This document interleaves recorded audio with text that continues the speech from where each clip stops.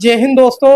मैं कासिम खान आपके अपने चैनल फोकस द फ्यूचर से हम आज आए हैं ईरान के मसले पर बात करने के लिए। और ईरान के मसले पर बात करने के लिए डिस्कशन के लिए हमारे साथ मेहमान हैं शोएब खान साहब, जो भारत के पूर्व वायुसेना अधिकारी रह चुके हैं और आर्मी के बारे में और इंटरनेशनल जो भी गतिविधि चलती है वो ये बहुत बहुत बेहतर तरीके से इसको आपको डिस्क्राइब कर सकते हैं। इसीलिए हम इनके पास आए हैं। शोएब साहब, आपका बहुत बहुत स्वागत है, इस्तकबाल है हमारे चैनल पर। So nice, thank you very much. और मैं पहले ही आपसे पूछूंगा, सवाल पूछूंगा कि ईरान सुप्रीमो अयतुल्ला अली खामेनेई को मारा गया हम्म। और बातचीत के बीच में उनको मारा गया। हालांकि इस पर नेगोशिएट चल रहा था, बातचीत चल रही थी, लेकिन उस पर अचानक से उनके घर पर हमला कर दिया गया जिससे कि उनकी मौत की खबर आई।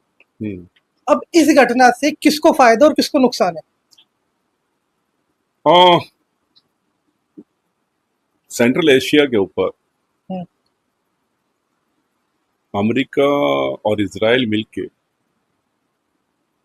जो अत्याचार कर रहे हैं, ये कोई जंग नहीं है, ये जेनोसाइड है।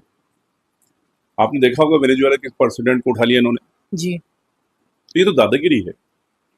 और दुनिया के अंदर इनको ऐसा लगता है कि इनके अलावा कोई नहीं, जैसे कि चाहेंगे वैसा वो करेंगे। जनाब आयतुल्ला अली ख़ामेनेई साहब की जो मौत हुई, वो शहीद हुए, उसका असर सेंट्रल एशिया पे बहुत ज़्यादा पड़ रहा है। और आप जैसे देख ही रहे हो हम्म, कि जो सेंट्रल एशिया के जितने भी ममालिक हैं वो एक प्लेटफॉर्म पे आ रहे हैं और इनको जो जालिम है अमेरिका एंड इसराइल, इनको मुंह तोड़ जवाब दे रहे हैं। ये बहुत अच्छी बात है। इसका हम भारतीयों को, हमारे जो दोस्त हैं ईरान वाले, और ईरान ने हमें हमेशा सपोर्ट करा है। ईरान ने कश्मीर के वक्त पे भी हमारा सपोर्ट करा और पाकिस्तान के अगेंस्ट है।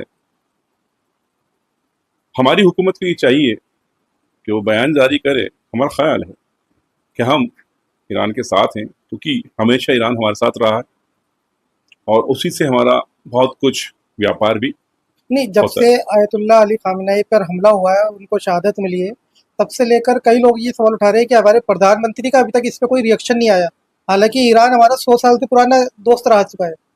हाँ, ये बहुत बड़े अफसोस की बात है कि हमारे गवर्नमेंट की तरफ से अभी तक कोई मैसेज नहीं गया है। ये सोचने वाली बात है कि आखिर ऐसी क्या वजह है, क्योंकि हमारे चारों तरफ ज़्यादातर हमारे दुश्मन है। सबसे बड़ा दुश्मन पाकिस्तान है हमारा। हमारी श्रीलंका से भी नहीं बनती है, नेपाल हो गया, बांग्लादेश हो गया, इससे बिल्कुल हमारी नहीं बनती है। तो हमारा एक ही बहुत खूब अच्छा दोस्त जो ईरान है, हमारी दरख्वास्त है प्रशासन से, हमारी गवर्नमेंट से, कि वो इसके लिए कम से कम बयान जारी करे और सपोर्ट के लिए बोले। अच्छा, अभी कुछ महीने पहले भारत और ईरान का वायुसेना के अंदर जल सेना पानी का वारशिप आई थी, उस पर उन्होंने अभ्यास करा था। अभ्यास करने के बाद वो जो वारशिप शिप थी वो वापस ईरान जा रही थी, जिसको अमेरिका ने हमला करके गिरा दिया। इस पर आप क्या कहेंगे? देखिए, ऐसा है कि जो वारशिप आई हुई थी, वो जॉइंट एक्सरसाइज हमारी यहाँ होती है हम्म, डिफेंस में, तो नेवल के अंदर थी, नेवल शिप था वो।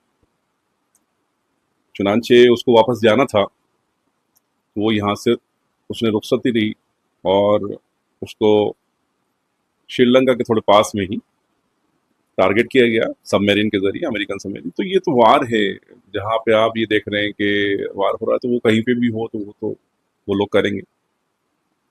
इसमें हमारा कुछ नहीं कर सकते, हमारे हाथ में कुछ भी नहीं था। हाँ, ये जब तक था कि जब तक वो हमारे पोर्ट पे थे, वो शिप हमारे पोर्ट पे था, तो हमारी जिम्मेदारी थी कि हम उसकी सुरक्षा करते। जब हमारे पोर्ट से वो चला गया तो हमारी कोई जिम्मेदारी नहीं बनती। ओके। और ईरान की जब जंग हुई, शुरू हुई थी, जब आयतुल्ला खामेनेई के ऊपर हमला हुआ था अचानक, उसी वक्त इजराइल और अमेरिका की साझा गतिविधि ने ईरान के एक गल्फ स्कूल पर हमला किया।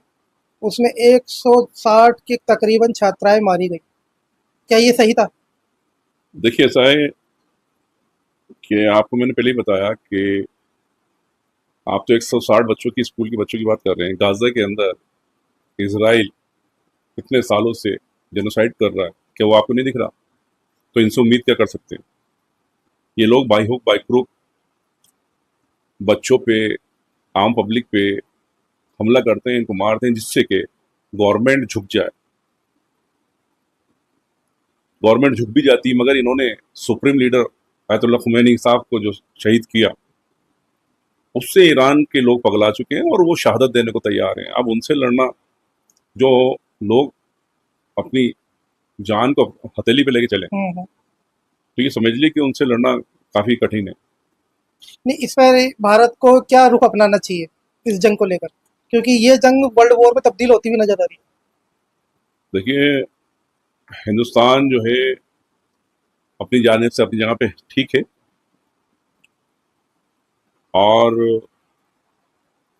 अभी जंग लंबी चलेगी, और जब लंबी जंग चलेगी, अकॉर्डिंग दैट हमारी जो हुकूमत है वो डिसीजन लेगी, क्योंकि हुकूमत में हमारे ऐसे ऐसे लोग बैठे हुए हैं कि उनको क्या करना है, वो क्या नहीं करना है इस सिचुएशन पे। अभी इस सिचुएशन के अंदर पंजाब को अलर्ट मोड पे रखा गया है, ऐसा क्या कारण हो सकता है? देखिए, ऐसा है कि पंजाब ही नहीं, हमारी पूरी फौजी अलर्ट पे है, क्योंकि जिस तरह के हालात बन रहे हैं, कब कहाँ क्या हो जाए कुछ नहीं कह सकते, तो इसमें हमें अलर्ट पे रहना पड़ता है।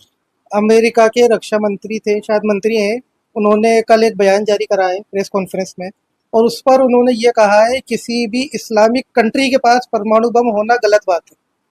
ऐसा क्यों? मैंने कहा ना, वो दादागिरी करना चाहते हैं, अमेरिकन वाली दादागिरी करना चाहते हैं, और वो ये चाहते हैं कि दुनिया के अंदर जो भी कुछ हो वो उनकी जानिब से हो, जो वो चाहें वैसा हो। ईरान एक वाहिद कंट्री ऐसी है जिसने जवाब दिया कि नहीं, आप दादागिरी नहीं कर सकते, जो हुकूमतें हैं वो अपनी हिसाब से हुकूमत होंगी, आपके हिसाब से नहीं होंगी। ब्रिटेन के प्रधानमंत्री ने अपना बयान जारी करके ये कहा है कि जो गलती हमने इराक में की थी वो गलती हम इराक में नहीं दोहराएंगे। बहुत अच्छी बात है ना, उन्होंने देख लेकिन लिया क्या एक ये बार। सिर्फ एक धोखा है, क्योंकि ब्रिटेन कहता कुछ और है करता कुछ और है? वो हो सकता है नाटो के अंदर वापस ईरान पे हमला करने पे खड़ा हो जाए। देखिए, ऐसा है कि अभी हम लोग कुछ भी नहीं कर सकते, जी। जंग लंबी चल रही, जंग अगर लंबी चलती है तो उसके बाद होता है कि अगर ये जंग यूरोप और सेंट्रल के बीच होगी तो फिर अलग रुख होगा उसका, सेंट्रल एशिया के बीच होगी तो वो अलग रुख होगा उसका। फिल वक्त तो आप वो ये देखते रहिए कि कौन किसके ऊपर भारी पड़ता है। क्या ये ईरान वाले यूरोपियन कंट्रीज इसराइल को ख़त्म कर सकते हैं, या अमेरिका को भगा सकते हैं यहाँ से, सेंट्रल एशिया से, क्योंकि उन्होंने जो ईरान ने जो अदर गल्फ कंट्रीज के ऊपर अटैक करे हैं, वो गल्फ कंट्री के अटैक ना हो करके जो गल्फ कंट्रीज के अंदर अमेरिकी बेस। अमेरिकन बेस है, उनको उन्होंने निशाना बनाया, क्योंकि उसी बेस के ऊपर वो लोग अपने आप को ताकतवर समझ रहे थे। तो देखिए आगे क्या होता है। जी, बहुत बहुत शुक्रिया शोएब साहब, हमसे मिलने के लिए, हमें वक्त देने के लिए। और मैं एक आखिरी बात आपसे कहूँगा, आप अगर भारत की आवाम को कोई मैसेज देना चाहें, क्योंकि सबकी अलग अलग प्रतिक्रिया है ईरान को लेकर, इस पर आप क्या कहेंगे उनको? देखिए, ऐसा है कि जब मैं पीछे देखता हूँ तो ये देखता हूँ कि ईरान ने हमेशा हमारी खिदमत करी है, हमें हेल्प करी है, तो एज ए इंडियन जिस तरीके से ईरान ने हमसे दोस्ती निभाई है, तो हमारा ये फर्ज बनता है कि हम उसको सपोर्ट करें। और एशिया के, अगर एशिया रीजन के हम हैं तो एज ए रीजन भी हम ईरान का सपोर्ट करें। एज ए हम वहाँ पे ये नहीं देख रहे कि वो मुस्लिम से गैर मुस्लिम हैं, कौन है वो, शिया हैं वो, ना। देखिए, इंसानियत के तौर पे it is our duty and responsibility कि हम उनका साथ दें। साथ नहीं दे सकते, दुआ कीजिए कि वो अपने मकसद में कामयाब हों। जी, बहुत बहुत शुक्रिया शोएब साहब, हमें वक्त देने के लिए। So nice. ये थे हमारे साथ शोएब खान साहब, पूर्व भारतीय वायुसेना अधिकारी। और आपको अगर ये वीडियो पसंद आई हो तो वीडियो को लाइक करें, कमेंट करें, हमारे चैनल को फॉलो एंड सब्सक्राइब कर लीजिए। मिलते हैं आपसे अगली वीडियो में। शुक्रिया। जय हिंद। अल्लाह हाफिज़।